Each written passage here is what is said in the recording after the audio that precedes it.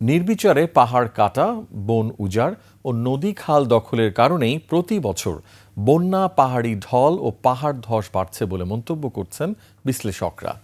তারা বলছেন, গাছ লাগিয়ে অক্সিজেন বৃদ্ধি ও কার্বনের মাত্রা কমাতে না পারলে এই দুর্যোগ আরও বাড়বে।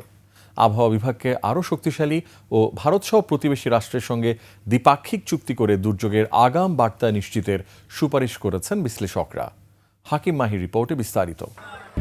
Lily whipped shea mystic glowing body wash, secret to ultimate glow. সারা দেশে অতিবৃষ্টি, বন্যা, পাহাড় ধস আশঙ্কাজনকভাবে বাড়ছে, সঙ্গে বাড়ছে মৃত্যুর মিছিল। প্রতি বছর বৃষ্টির মৌসুমে এমন দুর্যোগ এক আতঙ্কের নাম।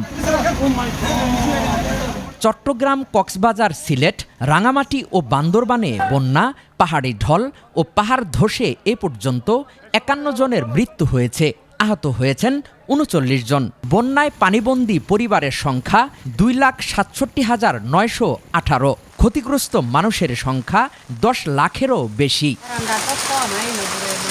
প্রতি বছর কেন এমন দুর্যোগ ব্যাখ্যা দিয়েছেন বিশ্লেষকরা। এটা কিন্তু সাইসমিক্যালি অ্যাক্টিভ রিজিয়ন। এখানে যদি আমরা ডিফরেস্টেশন করি, মানে জনসংখ্যা যদি বাড়াই, আবার যদি কোনো কারণে ভূমিকম্প হয়, তাহলে কিন্তু ভূমিধস আরও সিভিয়ার হবে।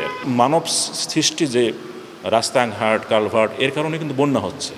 বন্যা যদি হয়, পানি যদি বেশিক্ষণ এক জায়গায় থাকে, তাহলে কিন্তু সেই জায়গার মাটি বা পাথর সেটা আরও দুর্বল হয়ে যায়, আরও ভূমিধস হওয়ার চান্স বেশি থাকে।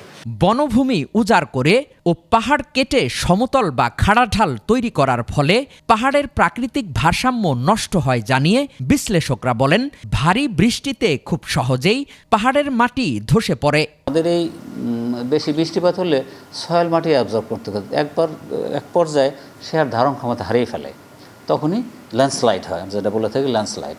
এই ল্যান্ডস্লাইড হলে ভিতরে কি আছে না আছে সেটা তো করা যায় না।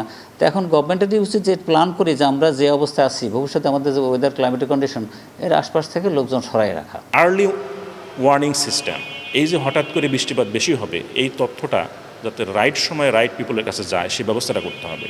বন্যা, পাহাড়ি ঢলের ভয়াবহতা কমিয়ে আনতে ভারতসহ প্রতিবেশী রাষ্ট্রের সঙ্গে দ্বিপাক্ষিক চুক্তির সুপারিশ করেছেন বিশ্লেষকরা।